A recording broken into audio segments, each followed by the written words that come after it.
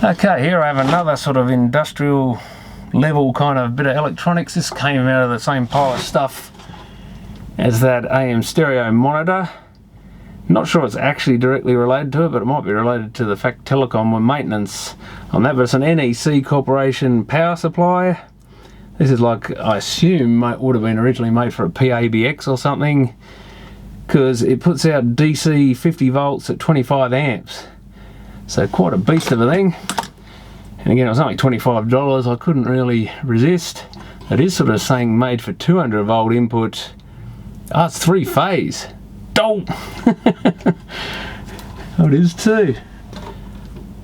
So it's got a remote, alarm, voltage check, I guess, external volume, and our output 1 and 2 is positive, 3 and 4 is negative, but that's one thing I didn't actually notice. I sort of saw 200 volts and thought, oh well, that's fine, it's around the 200 volt input, but it actually looks like it's 3-phase. What do we got here? EWVU. So no neutral as such. Yeah, well, that's an interesting one. Got a nice circuit breaker there. Oh well. What does it say though? Nagano Japan Radio Co. Limited, manufacturer. So I don't think it's what NEC, that's Nippon Electric Corporation or something, isn't it? NEC stands for. Ah, so this is more industrial than I planned on. Oh, these actual FETs it's got in it. 2SK325s. A whole lot of 2SK325s. So I assume it's some sort of mammoth switch mode power supply. V adjustment on the back. I guess that's the part number, serial number 0188. Well, they had 2 of them. I'm glad I didn't buy a second one, because I thought 1's probably a bit excessive, and 2 would have been very excessive given they're not much good for anything. Unless you got 3-phase power, which I don't. But if nothing else, it'll certainly be worth a quick look at. And it's probably blinding the camera a bit at the moment because this is all shiny as. But this would be, yeah, the most powerful switch mode power supply I've ever pulled apart, I think. I mean, especially if it's a 3-phaser, that's a bit more impressive than usual.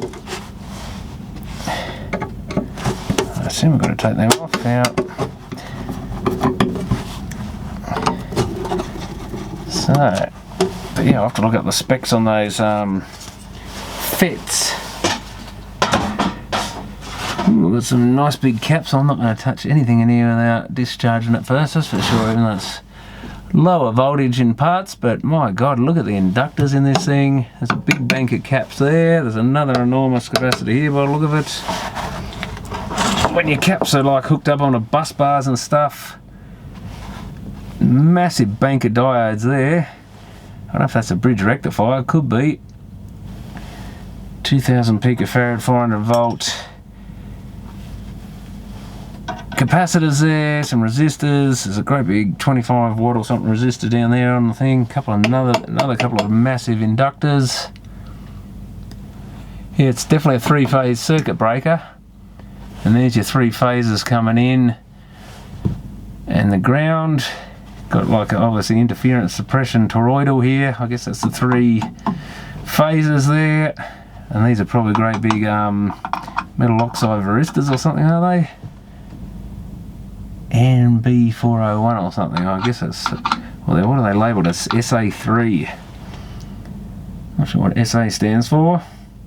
But man, that is rather heavy. There's a big thermal cutout down there. Well, not that big, a blue looking thing there. And then we got banks. Oh, the banks of transistors are all down here. So it looks more like the inside of some car amplifier or something than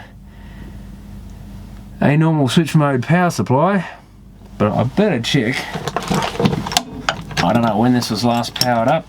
Could have been 20 years ago, and I would be surprised if it wasn't 20 years ago. But first thing to do is check these caps, because this thing is a death trap potentially. 0.028 volts, I think that's fairly safe. That's actual 0. But yeah, you do not want to mess around with this sort of stuff. I mean, that's the 50 volt output, or at least those two are by the look of it. They go actual bus bars. So this is serious bit of kit. 25 amps is pretty good current, so this is the sort of thing, yeah, could run on quite a bit of telecommunications equipment or something like a large PABX system. So yeah, I might have to ask some of the telephone guys on Facebook or something if they know what the hell it is and what it's out of.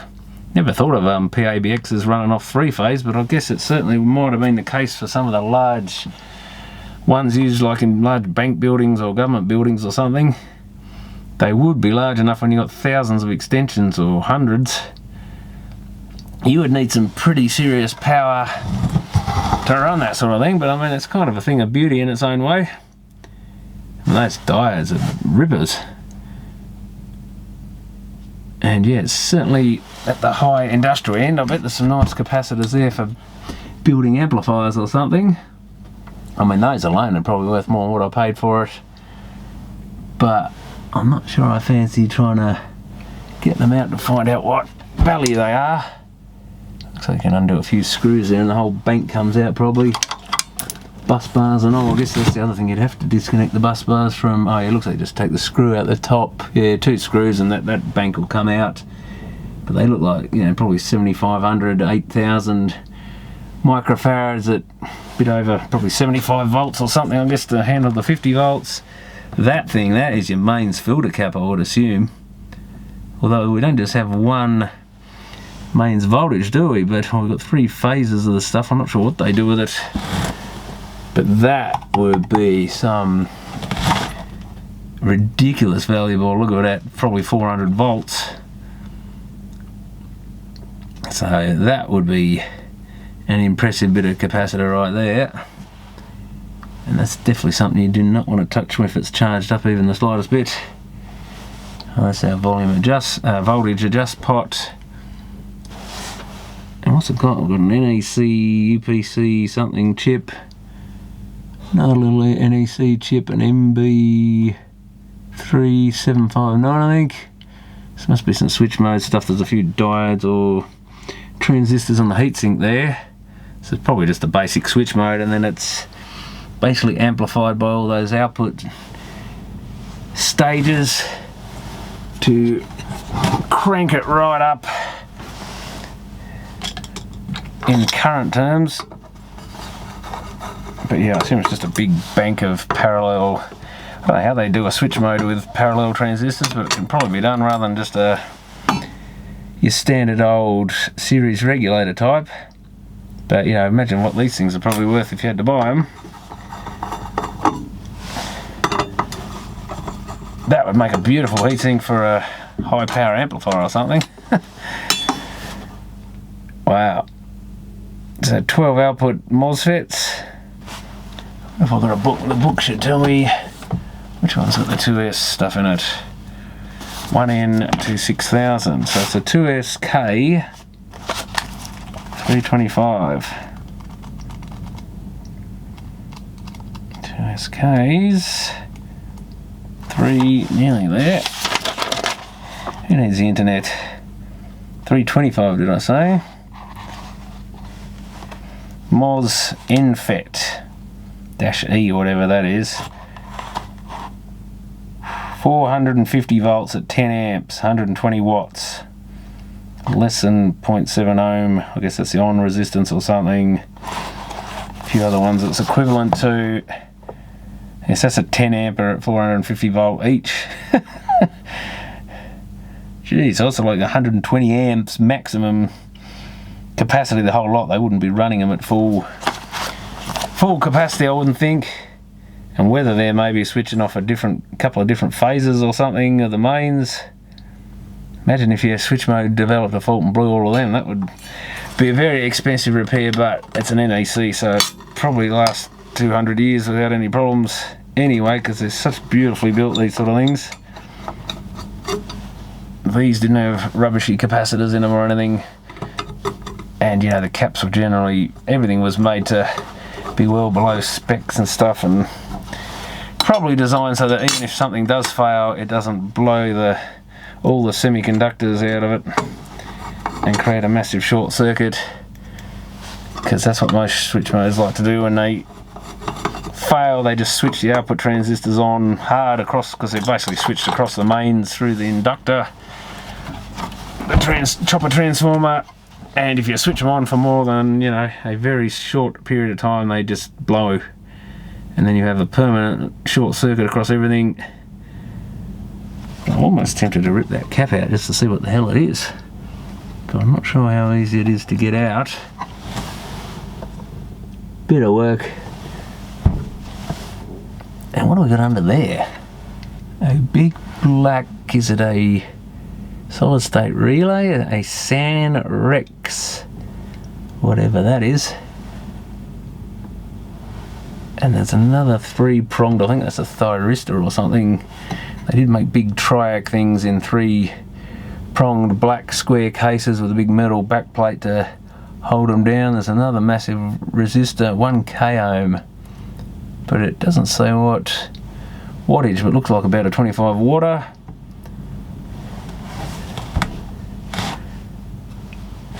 I'm kind of tempted to see what the hell that thing is, because whenever I see a new component, I like to find out what it is. And these are the sort of things you're definitely going to see something new in them, because they're not consumer level equipment. Oh, there's some sort of corrosion or something coming out from under that a bit. And it's a stainless steel screw, I think, or maybe it has some sort of anti-loosening stuff on it or something, some sort of Loctite or something. Oh, I've got plenty of wire there. Oh my god, look, what is that thing? San Rex Japan, DF30BA40, Sanisha Electric Manufacturing Co. Limited. So it looks like all the 3 phases out of this go into that. And it's got something labelled positive and negative. Is it something like a 3-phase bridge rectifier thing? Is that what it does? I bet they go, yeah, one goes that side of the cap, the other one goes up a red wire through this massive inductor, back to the thyristor thing, CR1, which I think is, what did CR stand for? What do they call thyristors, SCRs and triacs CR? I forget now. But it stood for some name for them. And then it comes out of that into the filter cap. So that filter cap has got 3 phases of mains rectified through an inductor and a thyristor by the look of it. Not sure quite why. And then straight into that cap. So what would we get? I think, how much is it? 240 volts. I forget what the 3-phase voltage is. Is it 320 or 480 or... I can't even remember now, so long since I've looked at any of that stuff. But by the time that's rectified and filtered, that's probably going to have to be a 500 volt cap or something. That's going to be some pretty serious voltage there. And I guess that's the idea of using 3 phases. You get a much higher voltage going into this. I can't believe I can't remember that. It's so long since I've thought of what the voltage is between the phases in Australia that I can't actually remember anymore. I think it's 300 and something volts. So yeah, you're probably getting up around the 400 mark by the time it's rectified and filtered. And that's what those big, oh, it's a stainless steel screw. That's what those big MOSFETs are switching. So yeah, so you could never just put 1 phase into this thing and get it to operate. You'd need to boost it up to a higher voltage. Not that I had any use for a 25 amps worth of 50 volts, but I just thought it's a pretty cool bit of kit. Not something you're going to see again in a hurry.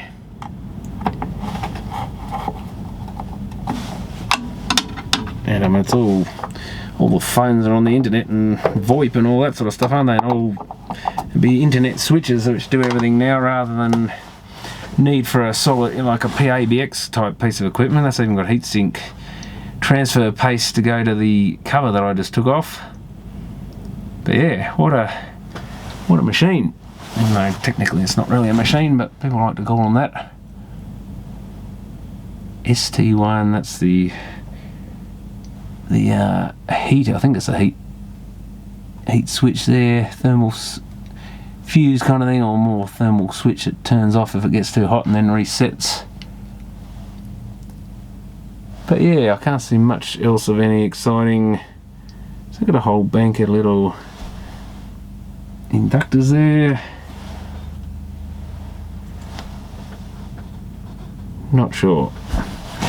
Oh, and that weighs, what would it weigh? It must be getting at least 15 kilos or something.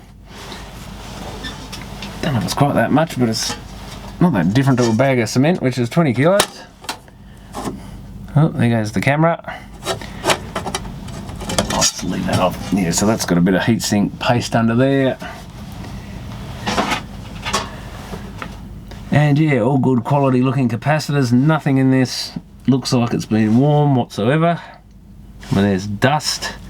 There's definitely been run, because there's dust sticking to things and stuff, which I guess is a sign there's been hot air. The way it's layered up on that diode and stuff, there's definitely been hot air through this thing. Whether that was just convection, or it doesn't have a fan on it, but whether there was some external fans. And yeah, that's looks like it's got dust on it here. If I clean that off, it's quite dusty. So it's done some work. It's not like it's never been used. But yeah, just beautifully made, top end equipment, no expense spared really. Obviously there'll be some, because you can always spend more, but just beautifully built and goes forever. It's probably why NEC could make some really good computer monitors and stuff. I mean, some of the computer monitors didn't look much different inside, and the same thing, they were generally super reliable. They're multi-syncs and all those sort of things, and if you open up, especially the bigger 20-inch Japanese computer monitors, they had very similar looking quality circuit boards. Nothing's been too hot, lots of quality parts in them. So yeah, she's a very nice piece of equipment. When they made all their, what are they, NEAX or something, NEAX I think, PABX systems. I'm surprised this doesn't have a brand like that on it. Oh, it's an HBP 1574, 25 amp, 50 volt power supply.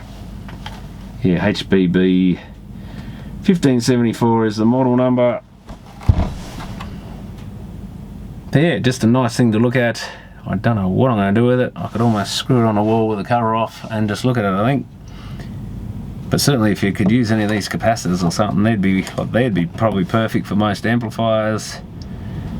That is just a ridiculous beast for, yeah, like filtering mains voltages to a ridiculous degree. I mean, imagine how smooth it must be after it's gone through that thing. So yeah, this probably helps the thing run better too. But anyway, that's just an interesting bit of kit, so thanks for watching.